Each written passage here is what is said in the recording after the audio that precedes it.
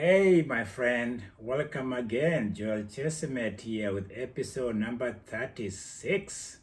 Welcome to my airwaves where I let go of my tongue, right? I have a loose tongue sometimes. You can laugh with me when I say that, can you? Because if you don't laugh with me, well, I hope you don't cry with me. And if you do, well, you're human after all. You're human after all.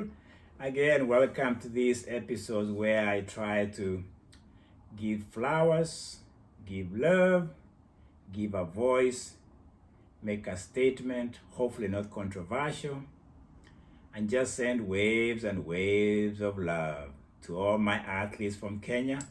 And sometimes I even go around the world. I think I try to bring that connection.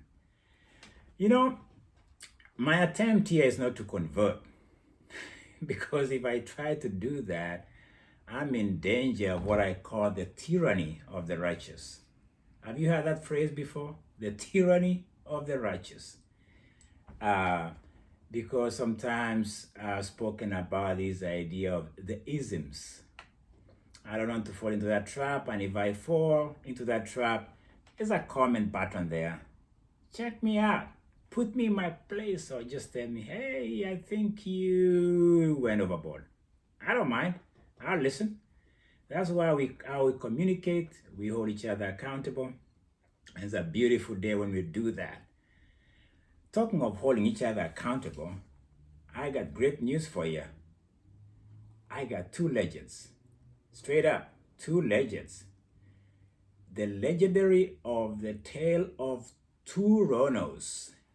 R-O-N-O. That's their last name. The legendary of the tale of two Ronos. How did I say that? It doesn't sound right. Did I sound right to you? Let me see what my notes tell me. I think what I really trying to say, sometimes English can be elusive. It's a legendary tale of two Ronos. Oh well, there goes the editorial material. I bring this good news for you because this, to me, is a story of greatness. It's a story of legendary work. It's a story of one of the history perspective that needs to be told, because from history, we stand on the shoulders of those patriarchs in athletics that have gone before us. So who are these Ronos? Let me start by calling them out. Let me just put their names right there on the screen for you to hear. Henry Rono, Peter Kipchumba Rono. Who are these guys? Let's go into the Discovery Channel with me. Let me lay some groundwork for you. I'll start with Henry Rono. His fame is untamed because this guy was untamed in the athletic world. I personally think he's been underprojected. I think he's been not amplified enough in the world whereby we look at the latest and the greatest. But Henry Rono speaks to me in certain ways, because I grew up hearing about Henry Rono. I was 12, 13, maybe 11, maybe, I don't remember. You know, age can sometimes be elusive. And all I heard was this Hollywood maestro dude, or alleged, so to speak, whose presence in the newspapers was sellouts. He was like a movie character to me, because all he did was break world records. Every time you hear Henry Rono in Kenya, he was breaking world records. He was doing this, he was breaking world records. Nothing controversial, just running. And that's all I heard growing up. I remember hearing it in the Kenya Broadcasting Corporation, KBC. That was the main mouthpiece for the government and the government only. But sometimes it brought us good news for some of us who wanted to hear some other heroes other than those from the government. And Henry Rono, to me, was that voice, that hero, that figure that stood out. I don't know why I was fascinated by that. Could it be, even back then, he was planting those seeds of a runner. At that age, I don't know, but I'll talk about him. Because Henry Rono, as I know, hearing about him, had made his way across the pond. He had come to America to seek other opportunities in running, to seek other avenues, to seek a platform and environment that he can cultivate his talent as a student, as an athlete. And I'm saying this because he's a front runner, he's a pioneer, he's one of those athletes that back then laid the foundation for some of us. He did. He laid the foundation, wonderful foundation, because he comes to Washington State University in Pullman, close to Spokane in Washington State. And he takes over that program to another level because the wall of fame in Washington State University is unmatched by anybody else before and after Henry Rono. He's so versatile. He's so, I don't know, honestly, he's unprecedented to me. Maybe I'm just giving a voice to this guy, and some other people have done a good job in trying to give me his love and kudos and accolades. I'm doing this for this segment, Henry Rono. So he's over there in Pullman, Spokane, outside Spokane, and Henry Rono just smashes records after records in colleges. I'm talking of Division I, by the way, collegiate records. To this day, the steeplechase record in 3,000 steeplechase record in America as a whole in collegiate level is not been broken. I think it's 8 minutes, 7 seconds. Nobody ever has come close. That is Henry Rono work in the land of plenty, in the land of opportunities. He comes here and he navigates, he exploits the program, so to speak. He's honored, he's given love and accolades, and he just runs around these programs, and meet after meet, he breaks all those kind of records. And if you think about it, it is in the 70s. I think our country, as a country, Kenya, we are still young, but he looks like an ambassador. He looks to me even back then, because when you look at the newspaper and you see this guy, it's as if he was running against nobody at all. He was running against other athletes, but in my world, in my young view of the world, he's dominating. He's destroying competition after competition, so to speak. He's so good in American collegiate that he takes his talent. He takes his talent to the beach. I've heard that phrase before. There's a legend from Cleveland who took his talent somewhere. You heard that before. Anyway, Henry Rono takes his talent to Europe, where he traverses the continent with brilliance. He breaks world record. There's a time that it is said that in 80 days, a span of 80 days, Henry Rono broke 5 world records in track and field. That's unprecedented, my friend. And by the way, I'm talking of versatility. I'm talking of 3,000 steeplechase, 3,000 flat, all the way to 10,000 meters. Nobody has ever done that. I mean, you can say maybe Eliud Kipchoge of these days, they've done that broad range of work. But if you're looking at back then, that was another level. That was a different level. That's Henry Rono for you. He goes to Europe and he does those kind of, he becomes another blockbuster, if you want to say.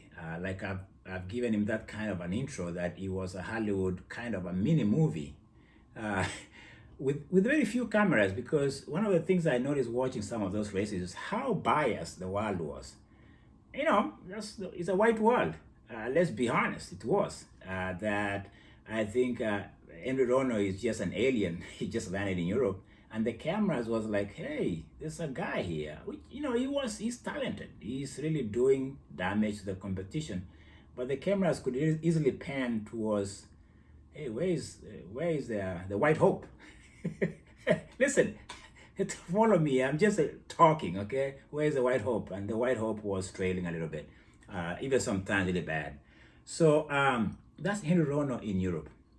He's having a great time. He's dominating. He's dismantling the establishment. He's challenging the status quo of who is the best athlete out there.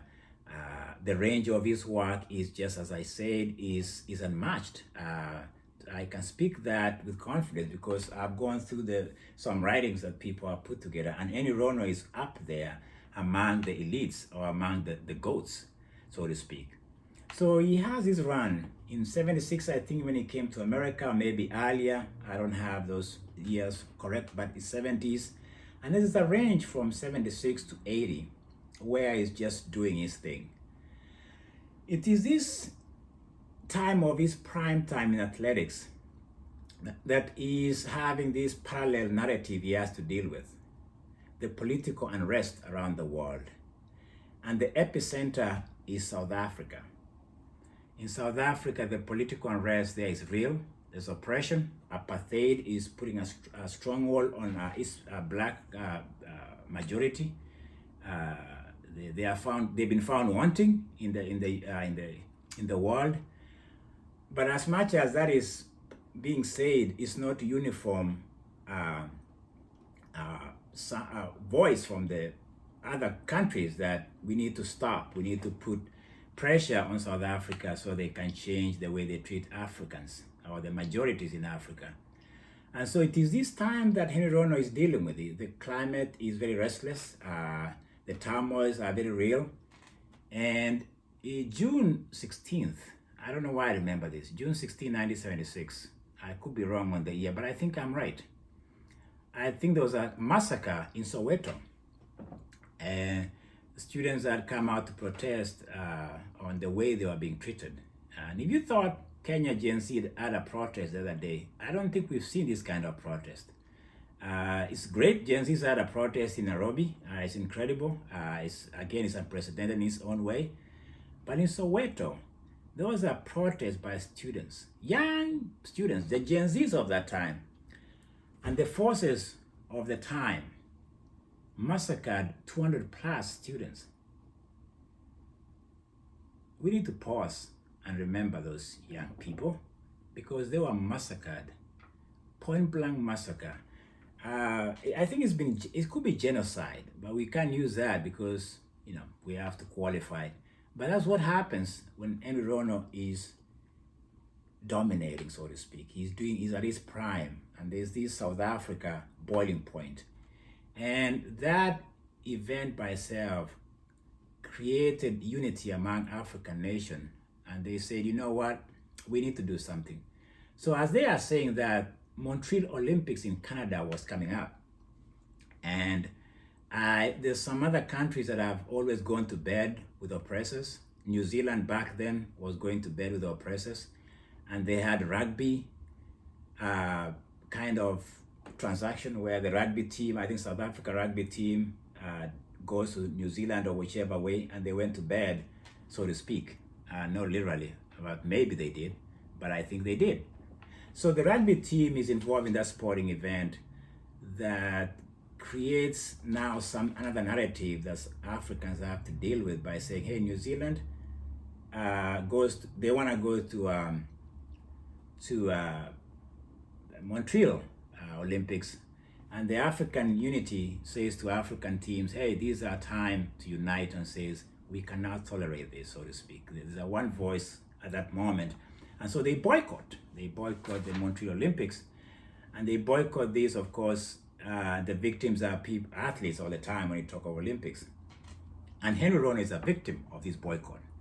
His chance to go to Olympics is dashed, is frozen, is put on. It takes a political twist. So Henry Rono doesn't go to that Olympics. That's not the only one he doesn't.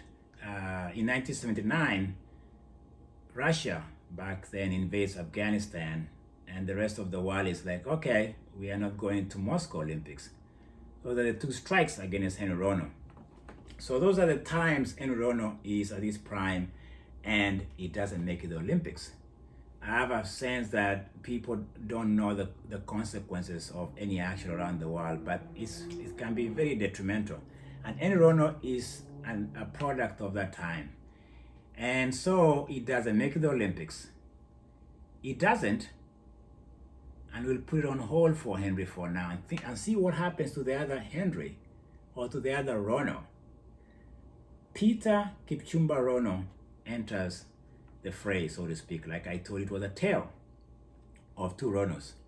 Peter Rono enters the fray, and he's a great athlete. He, as I said, I'll say here that Peter Kipchumba Rono hails from Kamobo. It's in Kapsabet area. I'll give you a Kenya background. Kamobo is a road. If you're going to Kapsabet, you're going to see my sister down Kisumu. Kamobo is right there. I remember this because I was young back in the days, and I remember going to Kamobo Primary School. It's a very interesting segue here for you. And I love football. By then I'm talking of soccer, football. And I was in Kimondi Primary School, and I wanted to join the junior team. I was good at it. I had speed, I know that I had skills. But to join the junior team, you have to be short. I've never been short. I mean, I'm told I've just been a giant most of my life. I think it's a lie. But I've been a tall guy. So back then, they don't look at your birth certificate to know how old you are. They look at how tall you are or how short you are. If you're short, you must be young. So they used to put a little rope on the doors or somewhere where you go through. And if you go through, you're short, you're young, you can go to the junior team. I wasn't. So I sucked up my belly, literally sucked up my belly, and I tried to go through the rope, and I got caught because it's only so much you can do with your belly to get short. That is Kamobo for me, primary school. I missed the cut because I couldn't get the cut, so to speak. I wasn't short, and I've never been short. So Kamobo is where Peter Kipchumba Rono comes from. He takes the same flight almost, comes to America, the land of milk and honey. I'm still looking for milk. I found honey from Idaho. But he comes here, he goes to St. Mary College. I think he's in Maryland. He's part of the, again, NCAA collegiate program, which has been unprecedented for most of the Kenyans who have come across, including me. So nothing much is sticking out for us when it comes to his career in college.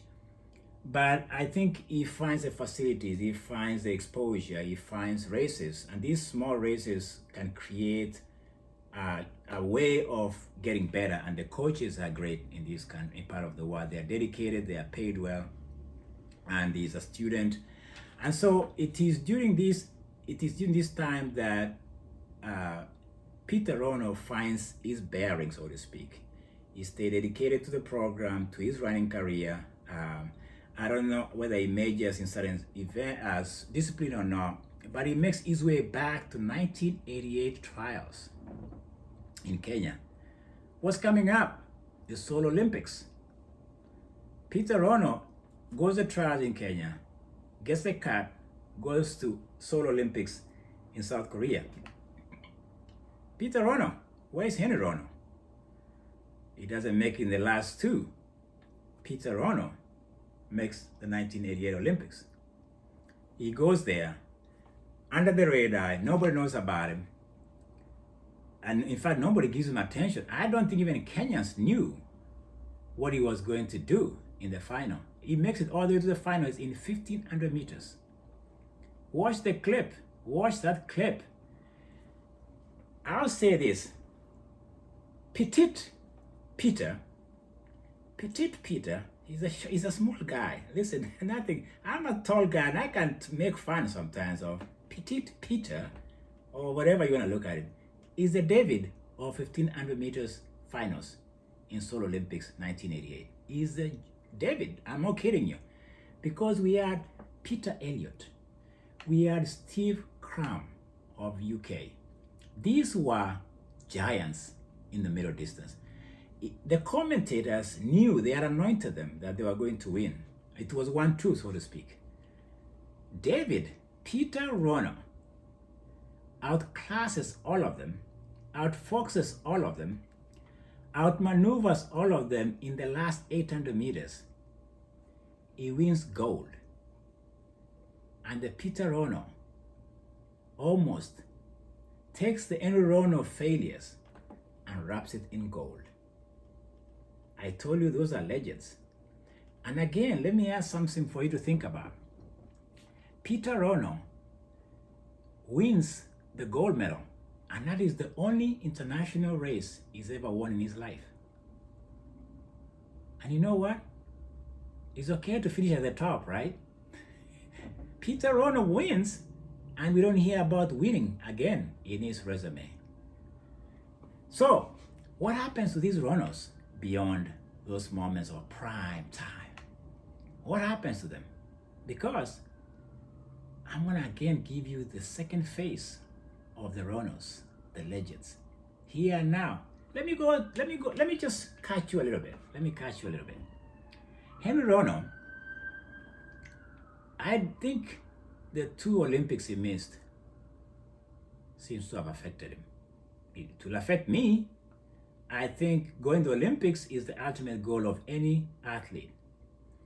So Peter Rono, or Henry Rono, I keep confusing these guys because Ronos are just running through my system right now. Henry Rono finds himself here in 1980. He doesn't go to Moscow, another letdown. The world is just in turmoil. The world is trying to say no to oppressors, dictators, so to speak. And his trajectory from that point on doesn't look good. I think he came back to America, he stayed here in America. I think Nike kind of signed him as a product, as a, corporations. Athletes are products. Let's just agree on that. I think that I heard about him when I came here in 1996. I heard about him because I was associated with Nike here in and out. And he was in decline. He wasn't the Henry Rono of the past. But Nike could still see value in him. I think he was still racing here and there. So they kind of assimilated him into the program as a brand, so to speak. They do that. Alberto Salazar, you know the stories. There's some athletes who have, dipped, but they still think they still have value to the corporation. And Henry Rono back then was. There's a dark side to Henry Rono. I didn't know. There's a dark side to most of us. Maybe even me. Maybe I'll tell you. Do you think I'm that vulnerable to you? Maybe, or maybe not. Because Henry Rono had been balancing, he has been doing an act of balance in his running career and his own private life. I didn't know about it. Back when I was in Kenya, I saw this guy as a hero. We always see that image, that Hollywood image of hero. We don't know what's in the closet. We are human after all. When I came here in 1996, the world was catching there was a little bit of I had an itchy eye. Not itchy eye, itchy ear. Itchy ear. And I heard that he was struggling. They had hired him as an employee, and every time he gets paid, he would disappear for weeks on end. And they would find him in some of those dark corners of drinking. The side that I'll find out later, discover later. And Nike struggled with that because they have an image. After a while, they could not keep up with him, or they could not keep him and rehabilitate him. I don't know, they tried that, maybe they did. So they let him go. The next time, I'm curious, not curious. I think 1997, this is where it hit me like a brick. I had a manager back then who was affiliated with Nike, and they had contacted him to go to a ceremony in Spokane. I remember this like it was yesterday because it gets me.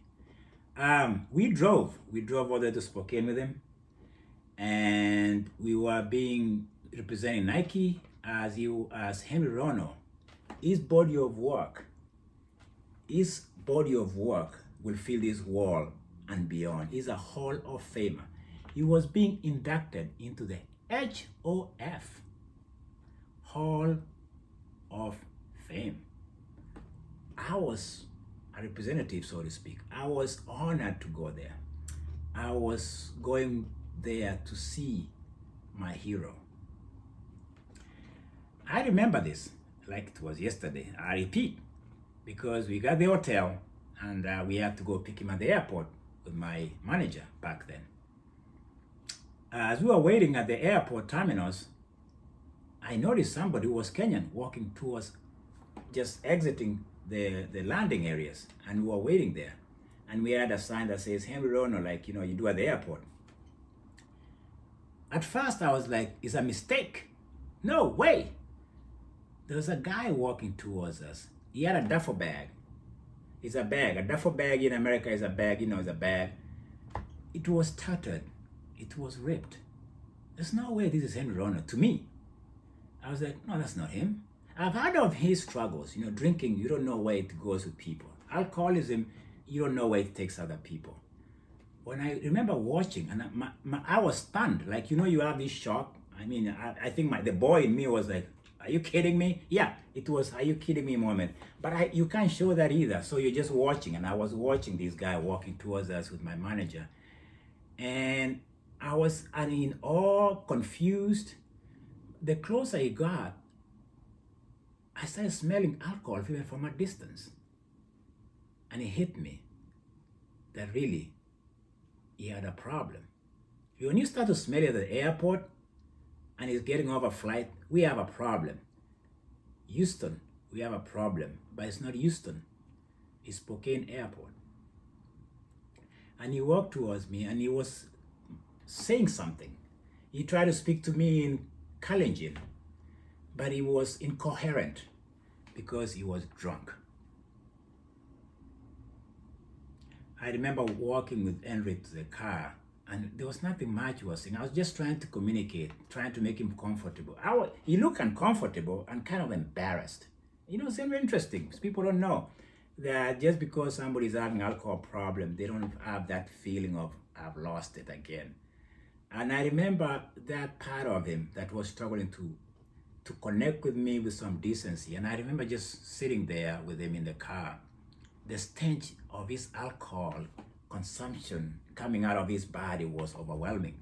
Because back then I was at the high level of, like an athlete. I'd been training, I'd been doing my thing. But right now I was consumed by the presence. I was overwhelmed by the presence.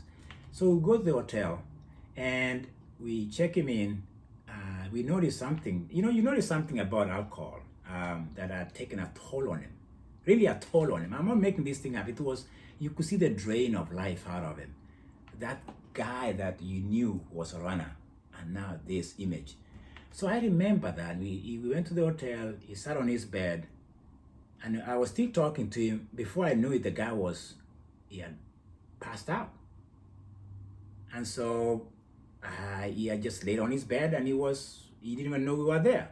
So my manager and I left, went to our rooms, and I remember we looked at each other. We says, "Wow, that's all I did." And for me, what do you say? What do I say? I didn't say.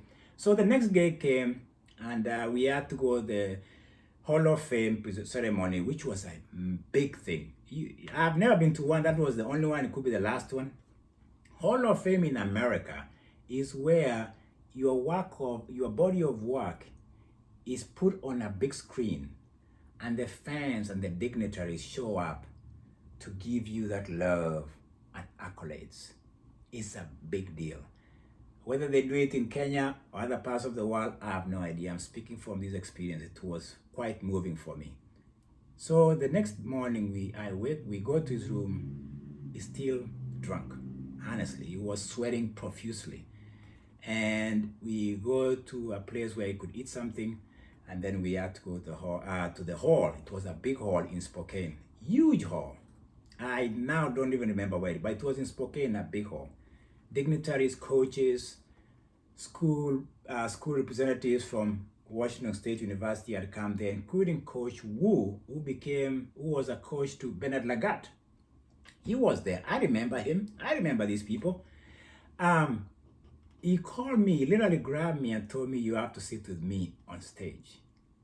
There's a place for the upper stage or whatever, that pulpit area where people, the dignitaries, the guest. He was the guest. He was the guy that people had come to see and pay homage.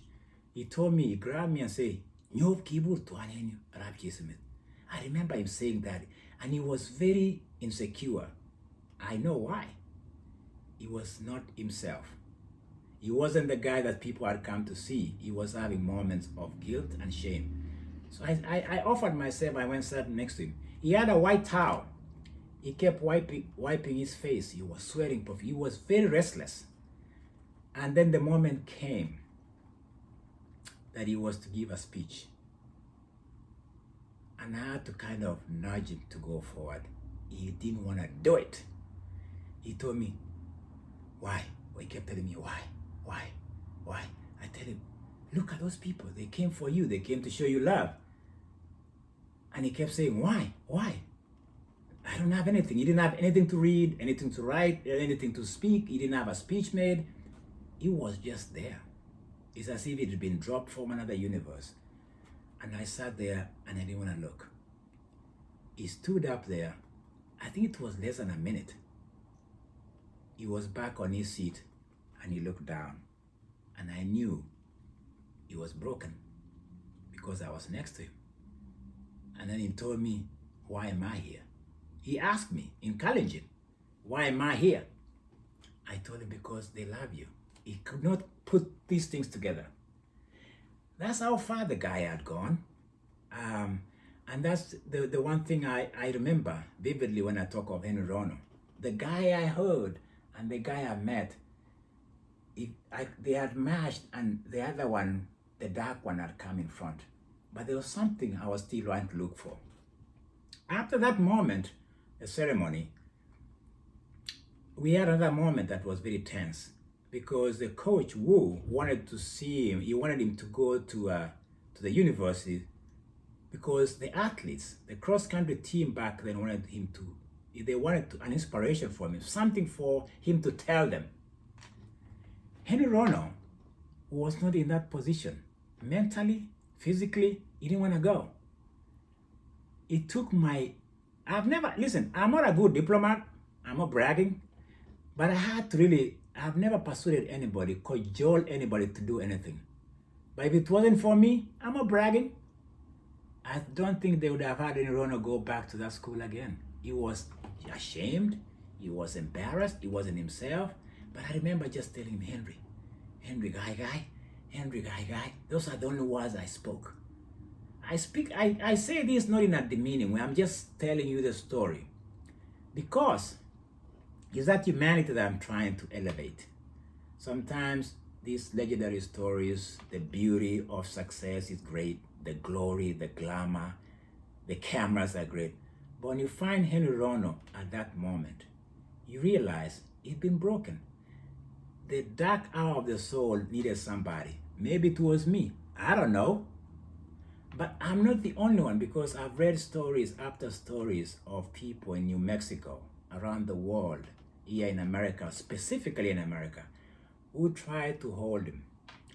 And I don't think I'll be the one to finish his story, because I have to bring back Peter Ronos into the fray of another legend.